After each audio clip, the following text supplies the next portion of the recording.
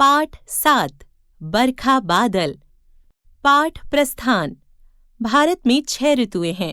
इन ऋतुओं में वर्षा का सौंदर्य मनमोहक होता है। चारों ओर हरियाली दिखाई देती है। पशु, पक्षी और किसान प्रसन्न हो जाते हैं।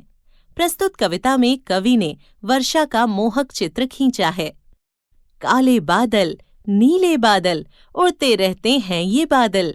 न्यारे बादल, प्यारे बादल, पानी भर भर लाते बादल। मेघा आते, बरखा लाते, तपती धरती शीतल कर जाते। नाले, तालाब सब भर जाते, दादुर मीठे स्वर में गाते। मोर नाचते मस्त हो वन में, कृषक चलाते हल खेत में। चारों तरफ हरियाली छाई, बरखा आई बरखा आई। रिमझिम बरखा आती, तन मन को गीला कर जाती। समय समय पर आते बादल, बरखा कर चले जाते बादल। कभी कभी तपती धूप में सूरज को ढक जाते बादल। अल्प समय के लिए भले, पर छांव हमें दे जाते बादल।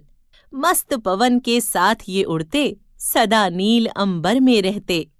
काले बादल, नीले बादल, गरजने बरसने वाले बादल। पवन तिवारी। हमने सीखा परोपकार की भावना, प्रकृति के बीच आनंदित होना,